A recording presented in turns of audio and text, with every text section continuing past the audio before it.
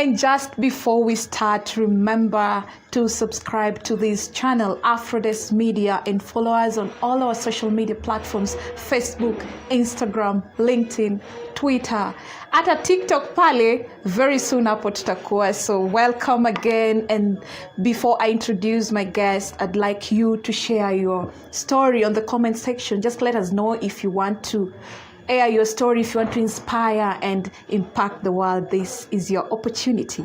Our guest today, I lack all the words to introduce him because niseme tu is part and parcel of my growing and my upcoming upbringing. You know, he's been part of this journey, and I really respect and honor him because Tombali sana. So today I have the pleasure to host my very good friend, and he will introduce himself.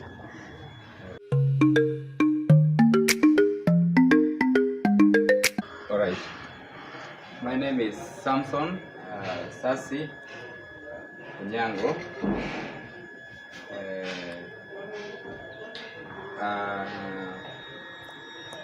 I'm 25 years old, not so young, not so old.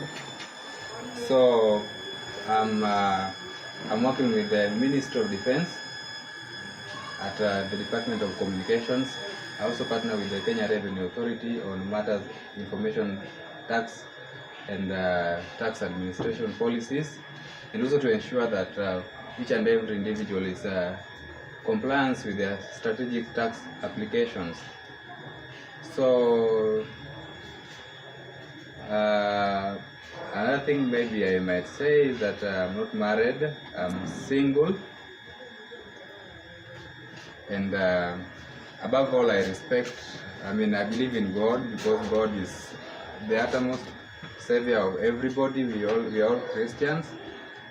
Yeah, that's all I can say for now. I take this opportunity to say thank you to Val for inviting me to this place to have a conversation on the topic that we'll be talking about today, and I'm going to showcase some of the abilities that I can to ensure that everyone who has the life story of the same might be able to understand and also to apply some of these strategies in life.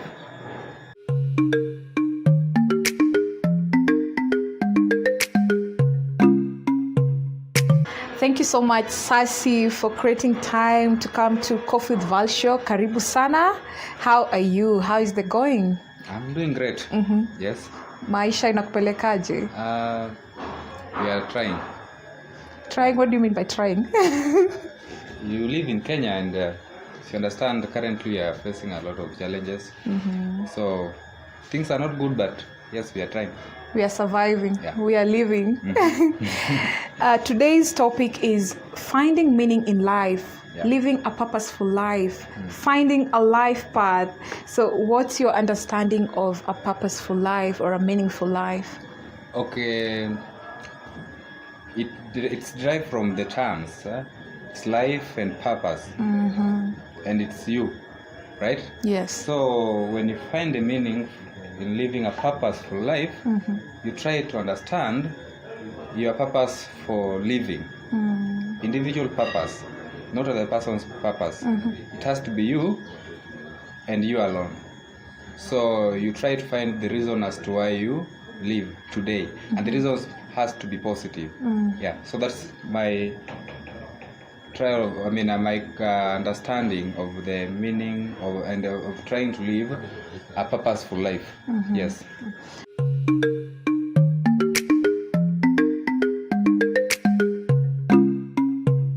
Why do you think it's important to find purpose in life, to find your life path, to find your reason for living?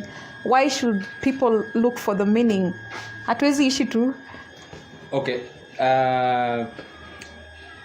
You're asking the reason, right? Yes. As for the reason, it's essential to find the purpose as to why you should live. That will assist you in managing a lot of things about yourself.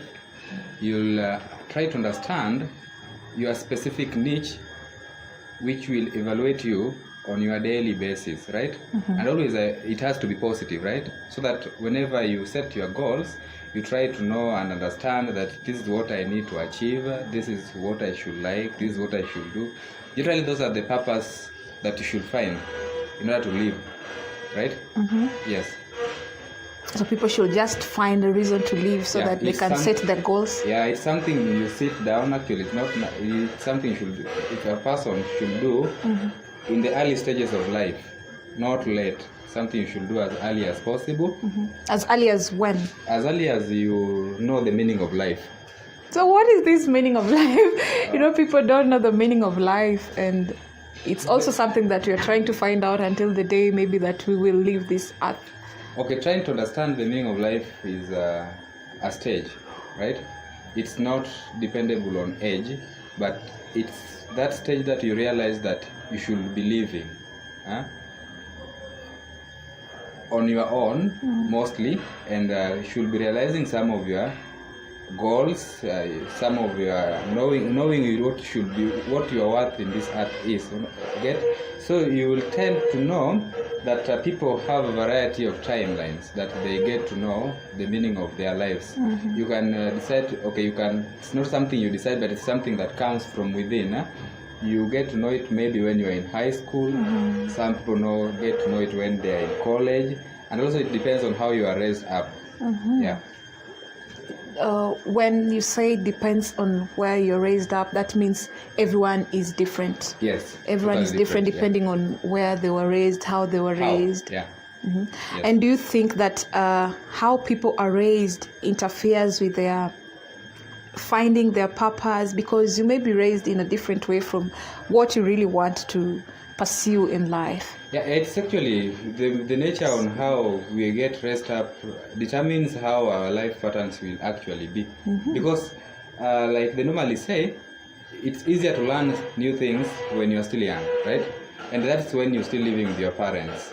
So what you get to learn from where you are will form a basis of what your life becomes, or the purpose of your lifestyles. If you are a person who, say, you come from a family where they are not Christians, you get that? They don't go to church, they don't believe in God. Of course, they know God exists, but they don't believe in the the God's doing or the Christian way of life. You will tend to live a different life, yeah? Another example, when you're living in a family where you are born today, you get your family members are addictive in drugs or alcohol. There are high chances that you'll also be addicted to what? To the same. Like I remember, you recall when I was in second year, we did a course on social linguistics. If you can recall, there was this analogy that if you are born today, yes, before talking, pelekwe kwa forest, uanze ku socialize with animals for 15 years. Eventually you will not be, after 15 years you will eventually be associated with animals kuliko binadamu, right? So it's how you are brought up. It has a very big impact on what the purpose of life you have. Yeah. You've said when you live, especially with for example, a family that is addicted to drugs, that you'll automatically be addicted to drugs. Yeah. That isn't really very true, because I know of people who were raised in families that were not really good. They were drug addicts, they were irresponsible, but they grew up to be very responsible. How does it come to be? Okay, what I'm trying to talk about is not an issue with the responsibility, or it's kind of how being brought, like when you brought up, how it affects your purpose on life. It could affect. Yeah, it could. So I'm not saying 100%, but majority. Yeah. Normally, what I try to do is base facts with the reality. And I always base most of the things with science. When you are below 18 years, it's stated that you will not have the ability to decide most things on your own. Yeah. Try to follow up on what you see happening in your surroundings, right? That is why if you are brought up in town, you try to believe watu watao, yeah?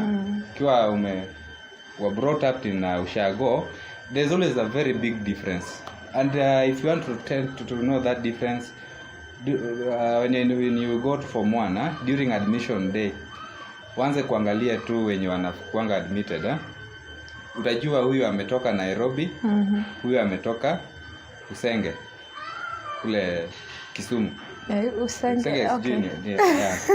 So that's dependable on the environment that they are brought up. So why I said about family is because like I used the issue about drugs. Yeah. Let me assume alcohol. You know, alcohol, it's not bad. But then there is an age that it's required by age, and with the limited consumption.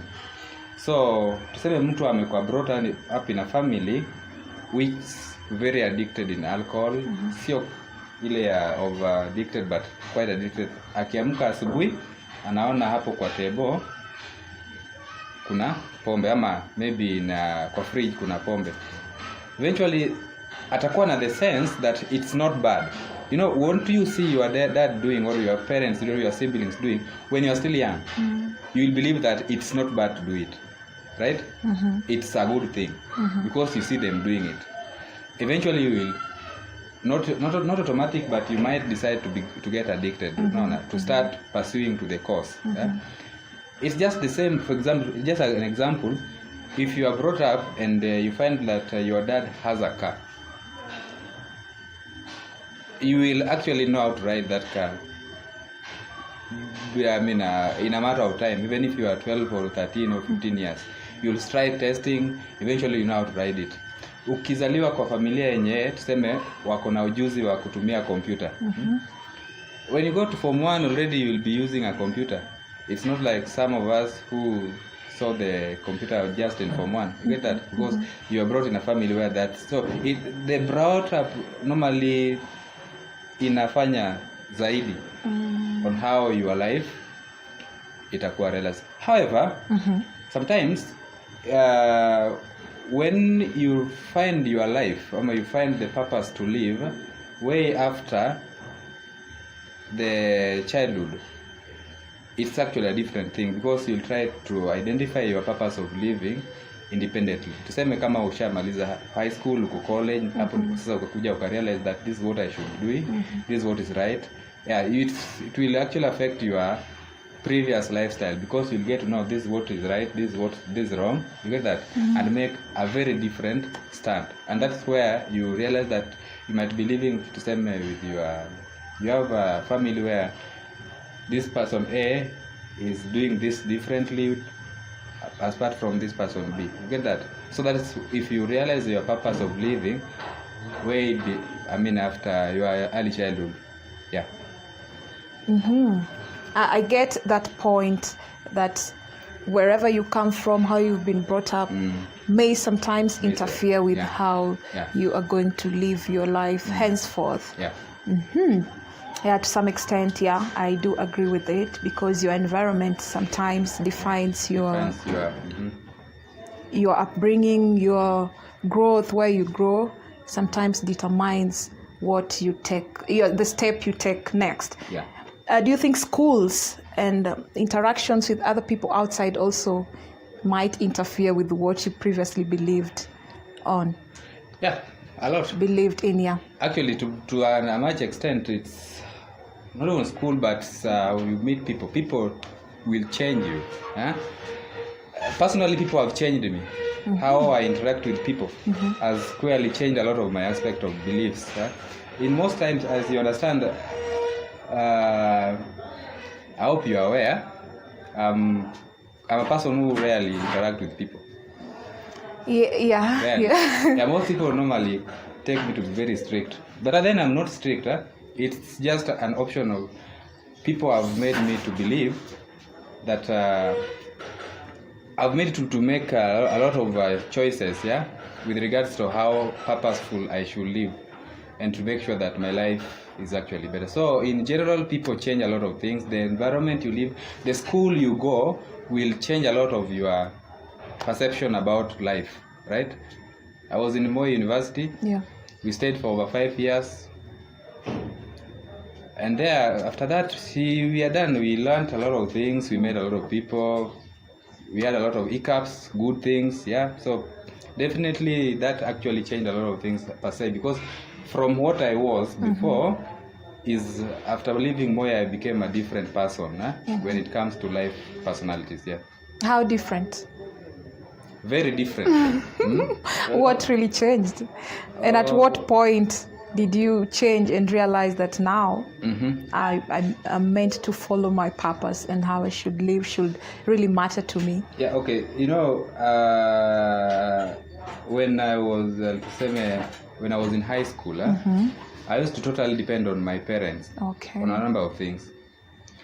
I didn't know the fact that you should really work hard or work on yourself, or make sure that you get some of the things. So, kiwa high school, pocket money kiisha, napiga simu, you call home, some 1,500 shillings natumwa, and that is life. You get that? That's where my mind was set. Now, after going to first year, I realized things are very different in campus, yeah. And now I noted that now my parents cannot afford most of my things. You get that? I was staying in hostel, Moi University Hostel G, yeah? And so when I now, for example, when I was in high school, I could call once in a month. Yes. And that once you call, then unatumaniwa 1,000, and that will be good.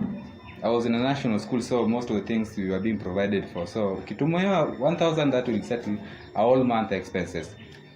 So when you come to university, where now you realize that 1,000 I can only use in 2 days, 3 days. Now what happens with the number of days? Now I have to sit down and say, okay, this is the life I want to live, but then how can I achieve it minus burdening my parents? Okay. You get that? Because at that point I had an ID.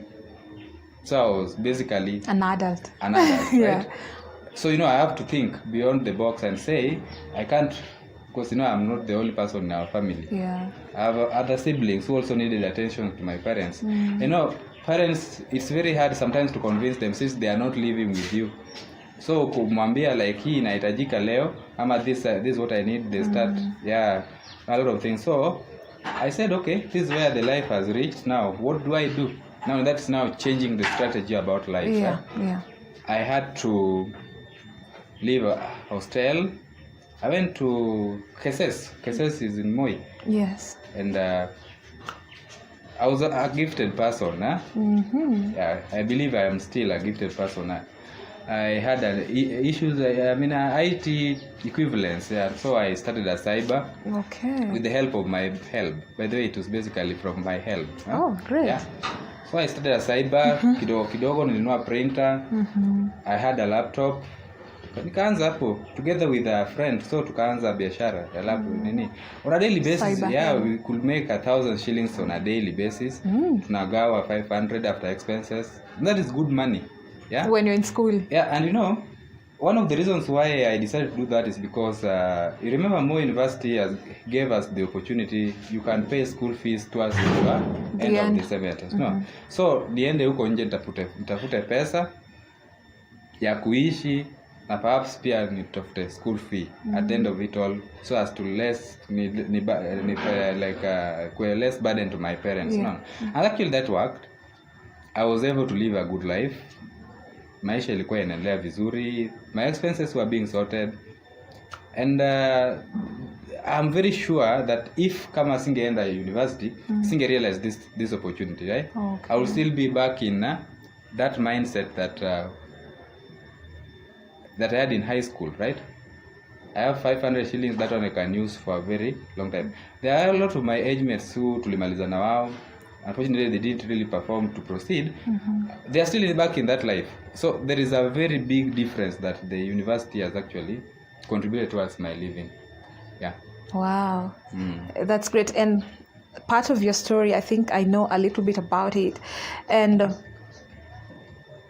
I know that where we are heading to now is where now you want to know that this is now the life path that belongs to me specifically and not to someone else, and how to balance passion, your dreams, and now the reality kwa ground. Unajua kwa ground pia vitu ni tofauti. You may think someone ako na talanta anafaa itumie, lakini kwa ground unaona tu you need something to pay your bills, to sort you out, and sometimes it interferes with passion. We'll be right back with more from Sassy Samson, and he will be explaining to us how we will balance all this: dreams, passion, reality kwa ground. See you after the break.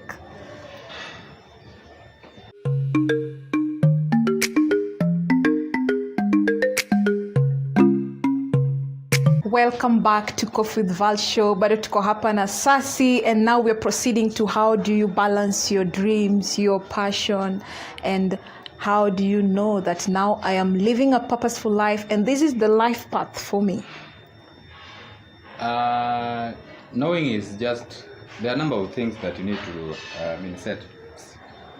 Generally, balancing, life has a lot of things.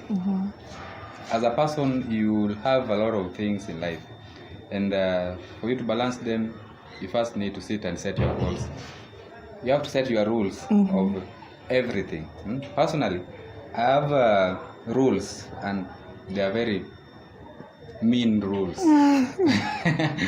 Mean to people, mean to yourself? Mean to everybody. Myself, there are certain decisions I make which are not okay with what I feel, but then I have to make them. And they're set on the guidelines of rules. I have rules in writing. You get that? Rules from around 91. There are so many. 91 rules, and you follow all of them? Yeah. Okay. I didn't do that because I'm kind of a rebel. So I'm rebellious, so rules really don't work for me. Sometimes I know myself. I try to balance between what I feel is right and what is reality is in the reality. Yeah. So normally I have I've got a weakness of a lot of issues, So in order to adjust to them, I sat down at some points when I was in school. I think it was second year or third year. I sat down. I said, these are the challenges I'm facing. Now, how do I go with them? I set standards to follow. Some of them are not good, but they are there. I have to follow them. Just to get to you a number of rules that I have. They are named. Just not in arrangement now, but I'll just tell you. I have a rule number 10, which specifically states that as a person, you should not take sides in any case. Should not take sides, even in the case of oppression and injustices. No, when you get to a point of personal conflict of interest, your personal conflict, or there is a case, or there is an incident that someone has, and now tuseme ni watu wawili. Okay. You get that? And now, how do you adjust to know that this was the right thing I should do? Just give an example. You have a family member, tuseme your brother. Yes. Bibi yake wamekosana. How do you handle such situations? You have to listen to both sides, of course. Yeah. So the standard rule says that you should not take sides, because at the end of the day you might become there's advice brother yako achana mchana wake baadaye akuja realize that he was the one on the wrong side. Na kuone wewe unataka kuharibu. That's true. You get that? So those are some of the things. Rule number 12. On every set, that's really with the relationship. I don't get involved with co-worker. I'm working with somebody. It is illegal. Actually, in the Kenyan setup, it's illegal, by the way. That's why we are trying to suggest that even in the police force, they should not get involved, because it affects, ethics, ethical conduct, working ethical conduct. The same, when you're working in place and you have, say you are dating someone who you work with, hamtakuwa mkifanya kazi, the kind of work you're doing will not be, haitakuwa kazi nzuri, you will affect working standards and professionalism aspects. So those ones are there. There are so many rules. So rules about engagement, people talking to people, making friends. I don't make friends easily. It takes me time to know somebody. I get to know you, and I have to know you so well, and it takes time to know someone for me to accept that this is my friend. Yeah. Look at that. And I categorize friends. There are those who falls at the level 7, 6, 5, 4, 2. Na kulingana na level yenye ako ndivyo. That's why most people wanasemanga sasi. He's just on his own. Yeah, kitu kwa world yake tu. Yeah, but it's assist me in formulating a lot of things. At the end of the day, we interact, right? So normally how you adapt, how I adapt, how I take on most of the things, we'll actually aspire to know what my life takes is. You ask about how I balance, right? Yeah. Balancing, in life you do a lot of things. You have pleasures to do. Yeah. You have your work. You have what you like doing, what you get that. So balance is just noting the time. You just provide time for everything, because at the end of the day you have to perform all of them to be complete. Yeah, you can't be on work every time. Yeah. Utakufa. Akili yako itaruka. You need sometimes to have free time. You need to go to church. Yeah. Yeah, I'm an Adventist, by the way. Today I was supposed to be in church. I pray. Okay. So sometimes I go to church, kuomba. I sing a lot, by the way. I hope you know that. Yeah, I know. So you have to balance your lifestyle so as to ensure that every time you live, you try to accomplish each and every objective. See, maisha tunaishi ya saa hii, ya kesho haujui. So tusifocus na ya kesho. No, it's apparently not. I don't advise people. Actually, it's against my rules to think about the future. But I normally think that if you have hope for tomorrow, then you should at least plan for it. I don't always plan for the future. You just live a day at a time? I try to implement my daily activities to project whatever will come in the future. Because, planning has challenges. And it really hurts me a lot when I don't meet my objectives. So, for that reason, I decided what I do today should segment kuendelea what comes in the future. Okay. You get that? Yeah. I don't always plan like on Tuesday I should doing this or this. No. I plan for today, and what I do today segments what comes next. So that at the end of the day, I don't really get to have a lot of stress about siku perform this, I didn't achieve this. The only thing maybe I can plan for the future, I remember tomorrow but one is about the timetable of what I'm supposed to do, my activities, right? Okay. But when it comes to achievements, life purpose, no. I project on what is right. I categorically look on what I have now and how to make sure that what I have now can amplify what will be tomorrow but one. Yes, na tunaishi maisha. So kwa hivyo mtu anaweza gundua ama anaweza jua kuwa at least finally this is now my life path, this is now my purpose. Kuna signs and symptoms. Kuna signs zenye zinaweza onyesha kuwa mtu at least now anajua this is the right path for me.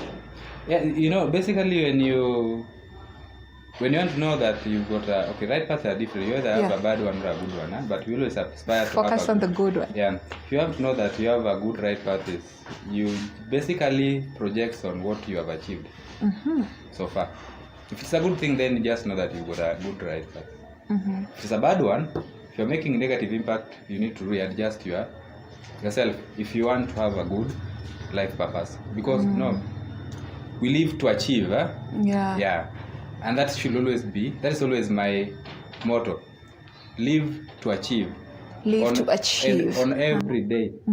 Today, tomorrow, yesterday, you just have to live to achieve. If that's not happening, then you have a problem and need to sit down, see what the problem is, and maisha yako mazuri. Hapo sasa utakumegunda, or if you feel that you are no longer betraying yourself, you're just like, I think mtu anaweza jua tu. You know. Actually, at some point when I was in, I think second year, I had a lot of challenges, by the way. Challenges because when you go to campus, you tend to adjust to the environment status. I learned in high school. I was in Mbita Boys. Yes. Mbita Boys is in Homa Bay in some. It's not in a town place. So you get that when you come, you meet people from all walks of life. You get that? Yeah, so nikiingia nilipatana na watu. Actually sometimes I used to fear even greeting some people. Yeah, ukiona mtu unajiuliza nitamsalimia aje, because you look at the standards of their life, so you get to have a lot of challenges. But then what then comes to your mind, that how do I make sure that I'm in the same level or above the levels to it? You get that? That's when you set your goals, aspire to achieve them. If they're working for you, then you're on the right path. They are not, then you need to you change on certain. Continue doing something else, adjusting and praying. Yeah. Sasa watu wafuate passion ama waachane na passion kwa ground, vitu ni tofauti. Passion inaharibingi vitu mingi. Okay, what do you understand by passion? Passion is what your moyo unapenda, sio? Yeah. And it's not the reality. I want to give you a very specific example on the last that I saw in campus. You get a student who likes going, mwenye anapenda kuenda out. But then because you have to understand what you can what you can manage and what you like, and if they are magic. So unapata mtu anaishi kwa nyumba ya 20,000 per month. She or she struggles to achieve that. At the end of it all, anakosa kufanya mtihani Johanna school fee. So anapenda kuishi maisha poa, but that's not what that person can achieve. So I always don't going with passion. I always like going with the reality. What is in the ground, what you can do. You get that? Yeah. Because passion kwangu mimi na believe passion huwa inadanganya watu mostly, unaona? Okay. And that's why you get people living fake lives. Mostly in town, I know most people. I've always been asked, mostly in a number of cases, that Sasi, you really can afford a lot of things then. Yeah. Why are you so simple? Sasa hivi ningekuja na suti. Ukachagua ile simple life. But then I don't have the meaning towards that. My life has always been do something that you believe will be impactful to you and to others. Okay. You get that? Perhaps I might decide to live in a very good house. Of course, people will see me rich. People will see a lot of things about me. But then, is it really good for me? Okay. It's not. There are other things, a lot of things which I can easily do. And but it also depends on how you see your life. Unaienjoy. Watu wengi wanaenjoy differently. Yeah. On yourself, you don't focus on impressing others. There's one rule I always have. Your life, your responsibility. I always tell, especially if I'm dating someone, naambianga maisha yako ni yako. Kila mtu apambane na yake, tukutane baadaye. I always tell them that when you live, even if you're dating, live a life that you believe will be beneficial to you. That is why, okay, you guys, you normally advocate for the issue about a girl child.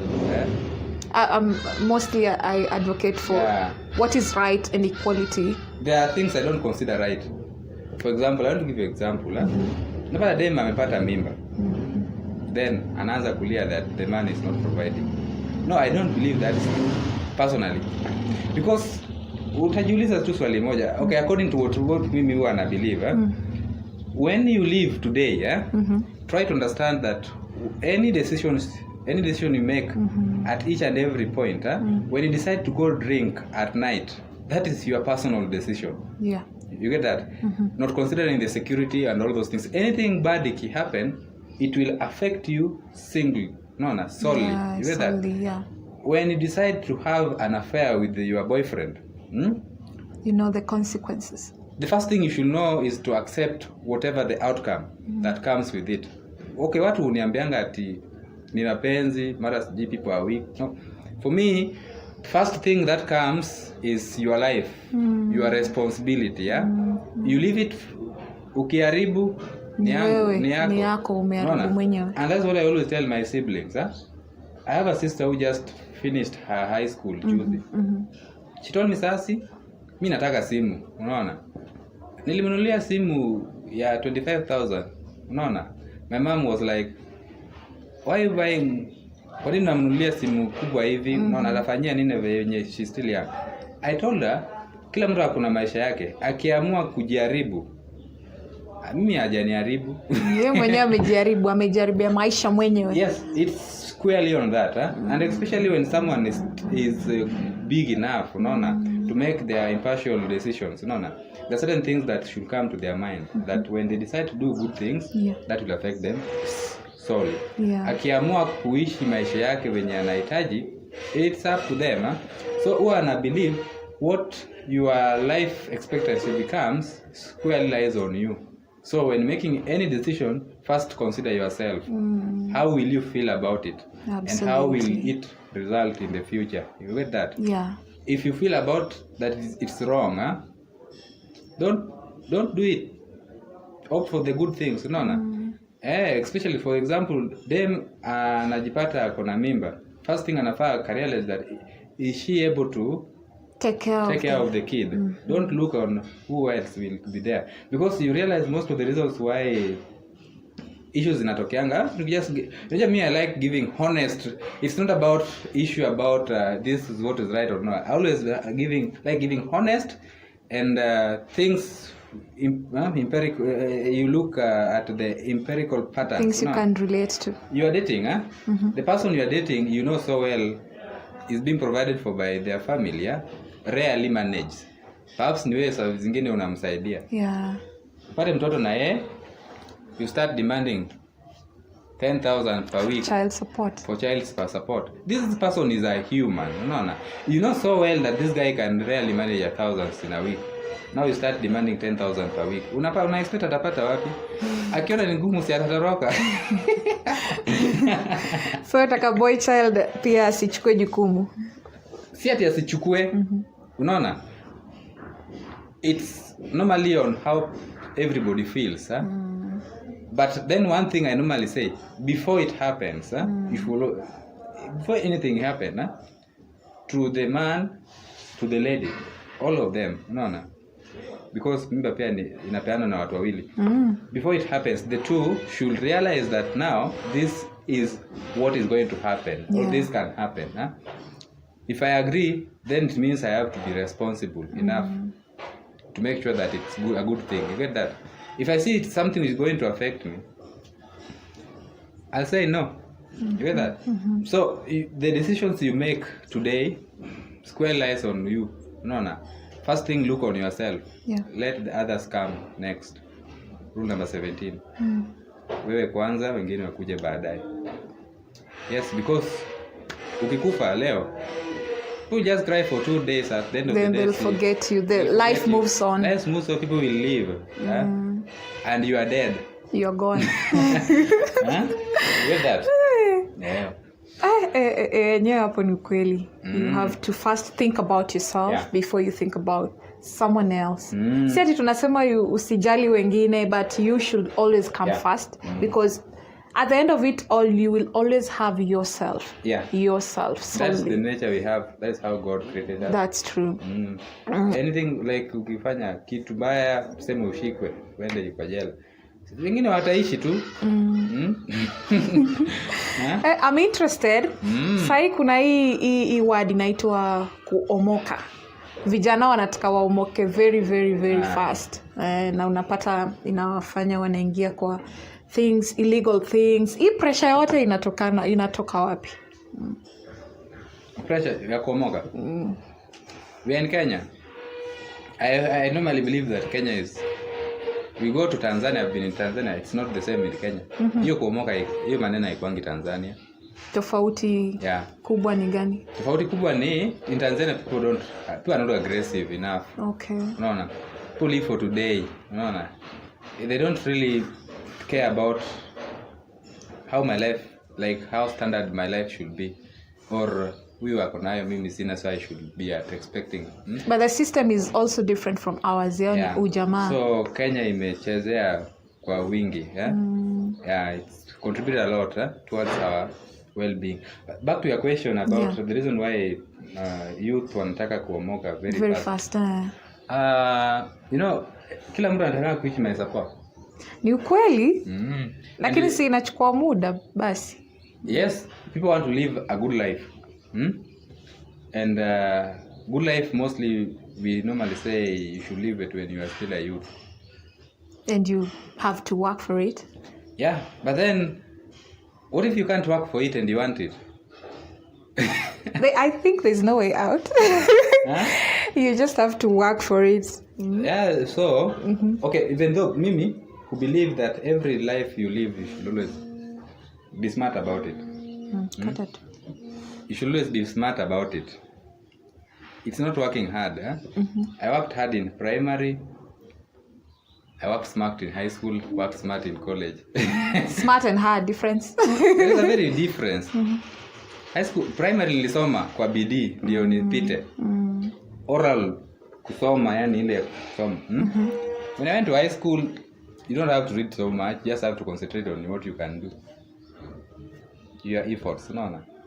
And there is one thing I normally say, performance ratio is not what you achieve at the end of it all. It's what you understand at the end of your studies. It's a very different thing than inakuanga kwangu. No. When I go to class, I'm not always interested in what I get at the end of it all. You get that? It's not my marks. It's what I understand from the course. You get that? So, when I was primary, I worked so hard. When I went to high school, I learned the environment. No. Yes, I scored a B+. Went to Moi University. Yeah, there we are. We did LMC. LMC inakusaidia. But then LMC has never assisted me on anything, by the way. So mbona ulisoma? Okay, I had an interest in forensic psychology. So when I saw the course, it was linguistics, media and communication. And someone advised me that linguistics deals with forensics. So that's how I came doing LMC. Yeah. But then I started doing it, so I had to accept. It is there, it's a course, you just get to know what you can earn from it. Yeah. That's life. So you're asking about the reason why the pressure comes with the responsibility. Enjoy in the youth today, to say you want people to see you as able to provide for yourself. No. We are living in a digital world. And the responsibility of digital world is very hefty. You get that? And once you become an adult, youth, you don't expect to get everything from your parents. You try to get your things by yourself. And things are very hard and very competitive today. You get that? So it depends on how you develop your time and what you develop. My styles have always been very different. By the way, for me, I see life to be very simple. I sometimes walk everywhere. Naangalianga venye people are struggling. A graduate struggling. I always ask myself a lot of questions because how I tend to believe in things. Tend to take things very easy. Like one thing people don't understand. Actually, I always say this to a very great note, that don't finish school and start looking for a job. If you wanted a job, start looking for it by second year. Okay. So that when you are done with school, unaingia tu kwa kazi. You get that? When you change the aspect of looking for a job, ikuwe kama kazi, utakuwa depressed because siku hizi hatakunanga kazi. You get that? And kazi peke yake cannot sustain you, especially here in Nairobi. There are a lot of expenses. True. You do a lot of things. You spend a lot of things so that the basic salary of a graduate is always around from 30,000 below. Sometimes even less, There are people who earn 5,000-10,000 per month. You get that? That alone cannot sustain your life. So I always advise people, besides kutafuta kazi, look for something. Today we are in a digital world. Yes. Do something else. You don't have to do a physical business. There are a lot of things, and I don't advise people to do there this work called academic writing. Na hiyo ndo vijana wengi sahii naona kila mtu na laptop, online writing. I have reasons. Why are you against it? You've also done it? Yeah. But kitambo. When I was there's a long holiday tulikuwa nayo from first year, the 1 year holiday, always 16 months sometimes even more than a year. We had it for 16 months, So I'm someone who exploring a lot of things. So I was here at KAO. KU has a lot of opportunities about it, and I was trained to do it, and after being trained nilianza kuifanya. I had an account which I bought actually, but then when Trump came to office, a lot of things changed. For those who do academic writing, they understand. Because we used to do a lot of academic work for the United States, but they blocked all the accounts. So we were forced to do it from other countries like India and the rest, and those guys pay little money. So I lost interest, but that was not the reason why by that time I couldn't say that it was bad. Today I have a lot of reasons why I say academic writing is not a good thing. Can I tell you why? Look at those people who do academic writing. It's got a good money. Lakini kama there is a lot of relationship between academic writing na uvuvi. If you're coming from the lakeside, you will understand. Uvuvi inakuanga hivi, you go fish today. Yes. You get 1,000. It's very easy to earn, by the way, because ni kitu inakuja tu. There is nothing that you are getting. Hakuna like expenses unatumia except your data. Your time. Your time and your strength. Okay. Kuvua samaki. Yeah. So you go kuvua samaki. You don't expect anything, but surprisingly you get something good. Upate perhaps 1,000. Kesho utajua pia utapata. Hiyo pesa utatumia yote. And this is kesho iko. Yes, these are statistics which has worked. It works the same with academic writing. Academic writing will pay you today. Tomorrow you will also know that it will pay you. You will use the whole amount today.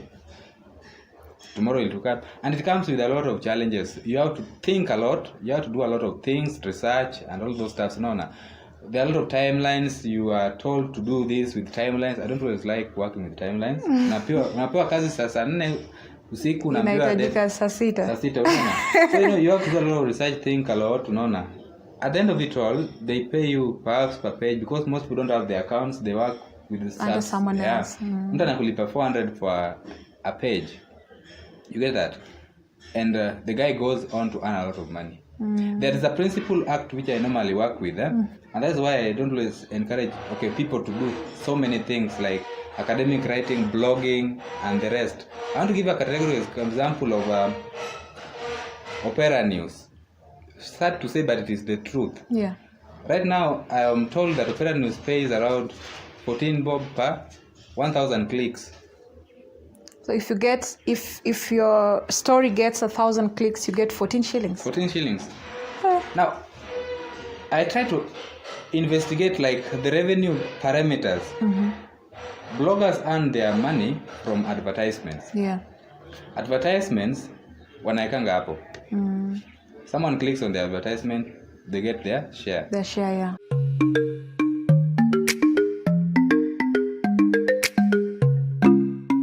Tumejifunza mengi leo from Sasi, na hata tukiendelea tukimalizia sasa. Sasi, unaweza tueleza ku-inspire the youth, kuambia huyo mwenye anataka kitu in life, anataka kujua purpose yake, the meaning of life, sasa yeye utamwambiaje? When you want to know about your life, the reason as to why life is it's a very sweet thing to live a good life, isn't it? And there are certain rules, not rules, but certain aspects that I normally tell people to understand if you want to live a good life, or if you want to live something that perhaps baadaye utakuja kujiambia. Because when I was still young, when I was still a youth, I lived a very nice life. So one of the things that is you first need to understand is to align yourself to things you understand, you like.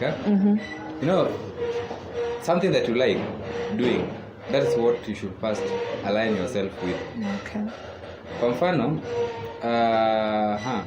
if you are you can be a born teacher. kwa maisha yako tu umeona tu kufunza ndio imekuwa kitu kizuri. Align yourself to that. You can always teach at every point. It doesn't matter what becomes your life after all. Kama wewe ni preacher, do that. That's what will make your life better. You get that? Personally, I'm mostly oriented in issues IT. Yeah, I always like to do a lot in try to understand or trying to know what's new, kitu kipya. Kila siku I have to go somewhere, sit down, try to understand ni nini kipya kimetokea. Get that? So that's my my aspiration. So every person, first thing you need to understand, do what you like. And normally what you like should always be positive, because sometimes you might like something which is very bad.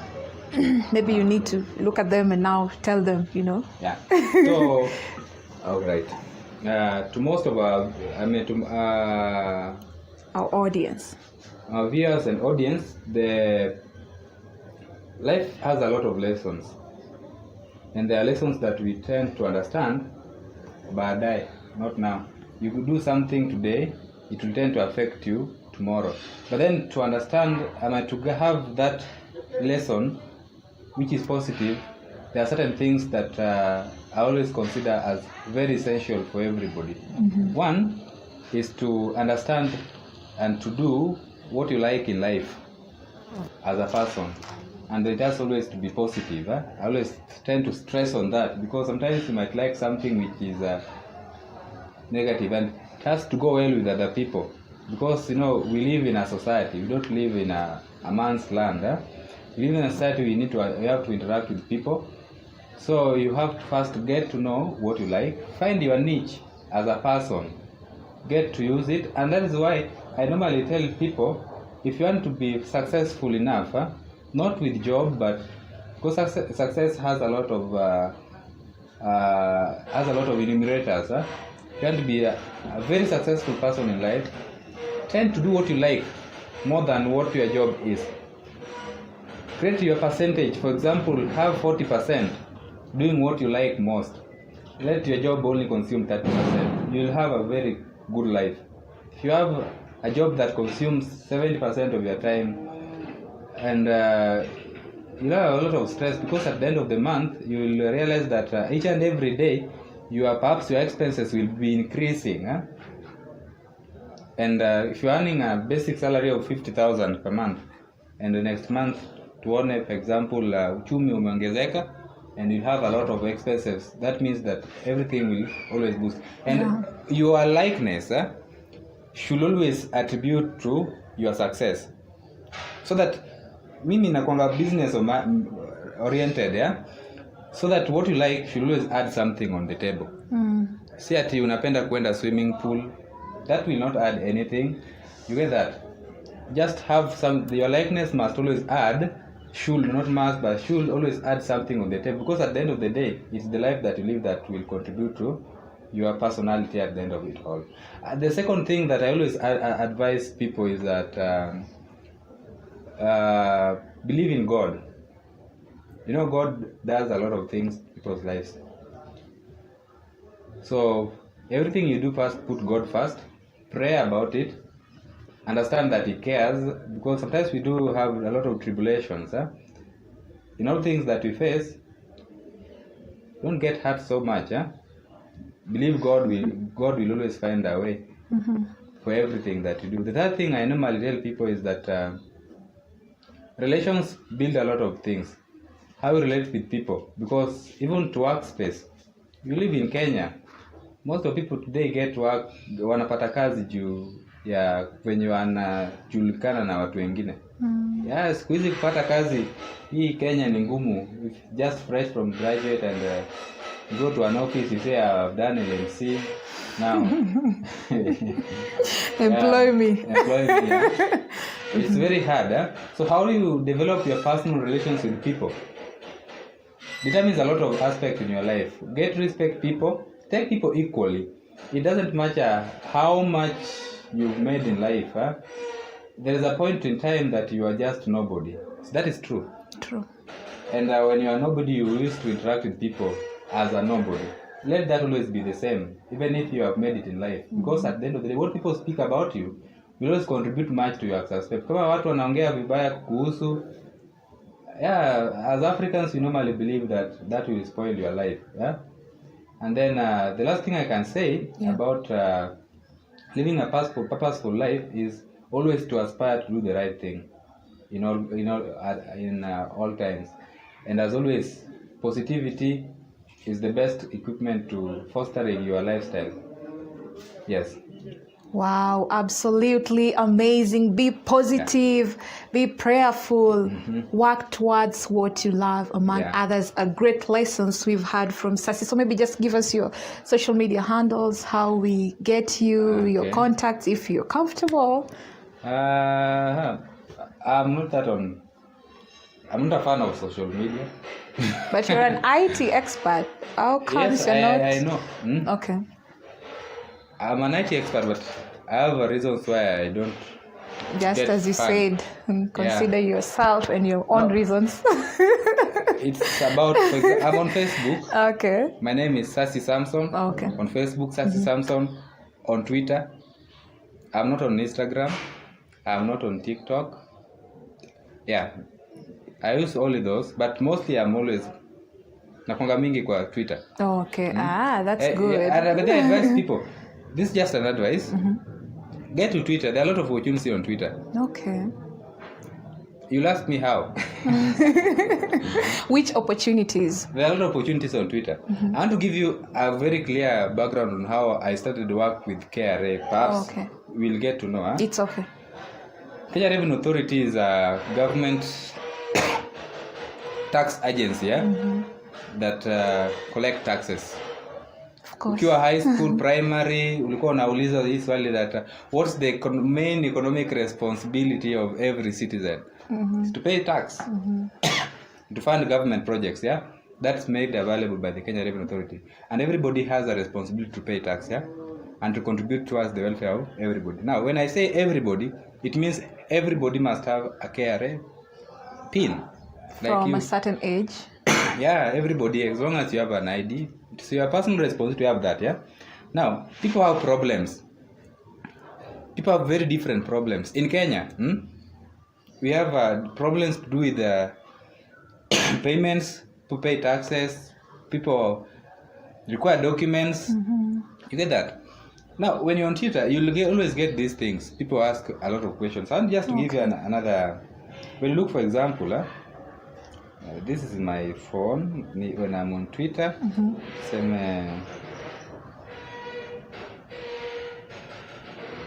for example, and just give an example. Which services do you normally use? And give for services like? Unatumia services gani wewe? Services kuna transport, kuna water, ama which services? Tuseme, okay. This week, have you used any money to buy something? Of course, yeah. Okay, what have you bought? Food. Credit, airtime, yeah. Mostly not goods, I'm talking about services. Or services, or airtime. Mostly airtime. Do you always for the feel services. satisfied? Not all the time. Not all the time. So how do you get to raise your complaints? Sometimes I just complain about them. By yourself? Yeah, and maybe tell people about them. Yes, but do you always face because in the services you get from a provider, do you always tend to air your views with the provider? Yeah, sometimes Safaricom and all that. I call. Do they always sort them? Yeah, but not all of them. Not all of them. Yeah. Now that's the gap. You get that some of the things are not sorted, right? Now, how do you get to the completeness of your mind? Like where you may close. You get that? Most of these things are aired on their handles. Yeah. You get that? Now what do I do as an IT expert? I first have to understand, I go through all those problems nijue venye zinakuwa sorted. Someone goes to their handle, I pick that person up, I tell that person, okay, this is what you require, this is what you should do, do this. At a service, people have a lot of problems in this country. So you solve the problems? Yes, from Twitter. Problems. Yeah. From Twitter, from Twitter. People's complaints. From people's complaints. That's clever. Now, when I say that there are a lot of opportunities on Twitter, that's what I mean. Okay. I'll give you an example of KRA. How I started. when I was in campus, I created a website, a very simple one called Kingpin ICT Solution Center. Yeah. I think you know about Yes. it. So I used to go to Twitter live page, ile yenye mtu ameuliza tu saa hii. I tell that person to check on my website. Yeah. Yes, for an assistant. Now, for example, when you want to retrieve a KRA pin, your pin umesahau, lakini kwa bank saa hiyo, you need it immediately. Contacting KRA will require you to email them, send your ID, they'll respond within 72 hours. You are at the bank, you need it right there. I get to you that at a service of 100 shillings. You think you'll not pay? You will. Yeah. Because you need it urgently. So you use that as it's a very simple thing. I want to give you another example. Artist. You get that? Yeah. When someone is an artist, perhaps akona some issues that anataka kusort. Maybe issues to do with sponsorships, all those stuff. Go to Twitter. There are people who just need to sponsor artists on Twitter. They're just posting there. Mtu wako hapo anataka kusponsor mtu. You'll get them. Just give yourself a week. You'll get somebody. You get that? The aspect of most of us is that we just tend not. We just cry outside here. We don't cry at the right place. Yeah, so that's what happens. If, for example, in the media, let's assume, we have all done media course, even though the one we did was, I came to realize it was just theories. They're mostly theories. Yeah. In the media industry, today we actually do digital media platforms. That's you go for an interview, they'll always focus on what you can provide in the digital space, which actually we didn't do in campus. Yeah. You get that? Now, once you realize that, get to know those things. Get that? Get to know things about advertising and how to kueneza adverts vizuri. Unaona? Yeah. I want to give a very clear example. This is a Afrodess Media. Yes. Perhaps sio kila mtu anaijua, ndio. Now how do you ensure that imefikia kila mtu? There are a lot of techniques, ndio. Yes. I hope you know them. Now, when you do it on Twitter, they normally say that Twitter is a professional platform. Even though Elon Musk is considering to take, I don't know what will happen after the takeover. You realize there is some Twitter, kuna mtu anataka kuichukua private, but for now it's still professional. Most of the problems are aired on Twitter. You get to know them, you get to sort them out. You change it to economic value. That's true. So that is true. So it's a good thing. So my handle on Twitter is Sassy Samson. Sassy Samson on Twitter. Then Facebook is Sassy Samson. But then I don't always use Facebook most of the time. Okay. I always prefer if someone has to contact me, do it on phone. On phone. So you want to give your contact? Of course. Since you're an IT expert, the people who will need your help. Yeah, though IT is broad. Mine is basically information technology. Okay. There is a confusion between IT and computer science. ICT? Computer science? Yeah, they are very different things. Mine is information technology. It's not computer science. Okay. Even though I have fundamental understanding about the computer, but I'm not that oriented to it. Mine is innovations. I try to get to know new things and how to sort them out. Like today, I want to give we have an issue with the budget.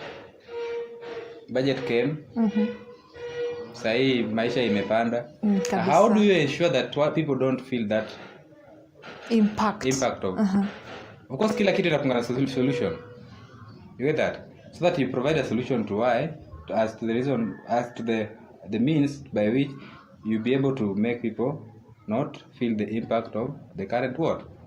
Economical status, so unapata kitu kama hiyo.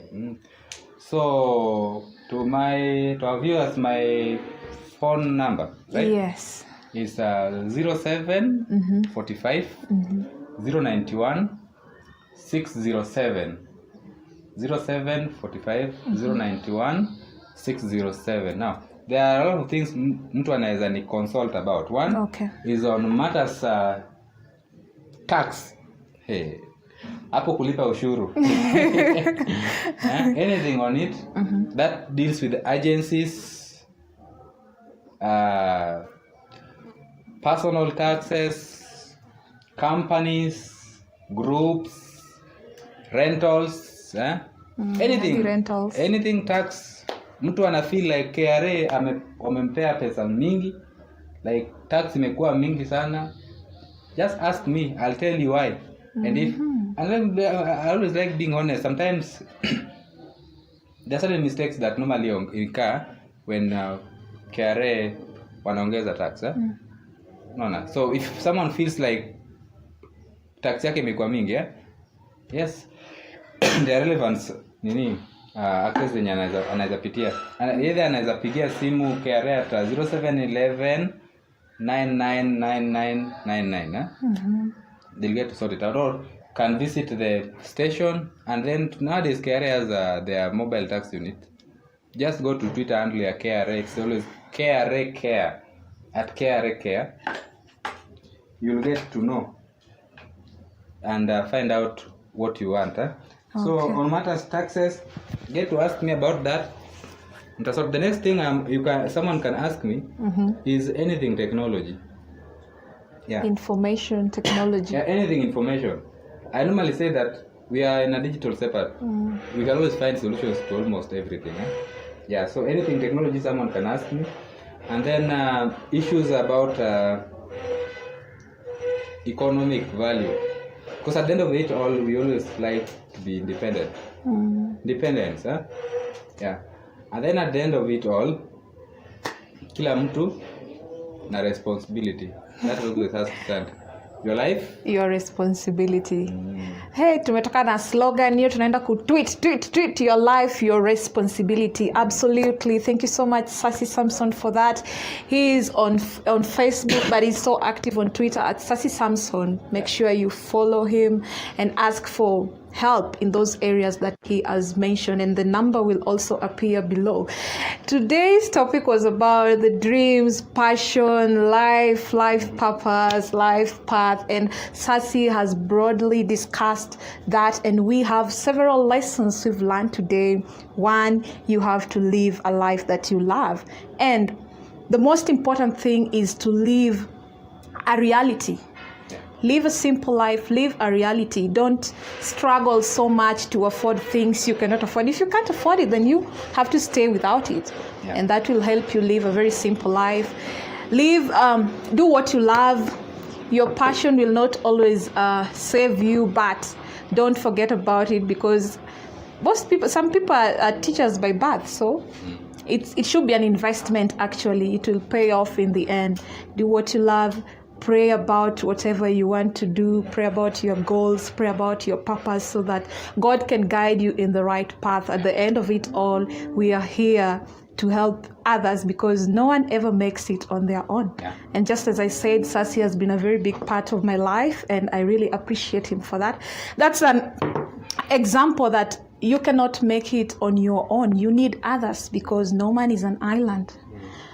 Yes, thank you so much for today. Make sure you subscribe, make sure you learn more, and comment hapo chini what you've learned today and what you want next to be discussed. Thank you so much for watching. This is Coffee with Val Show. All right.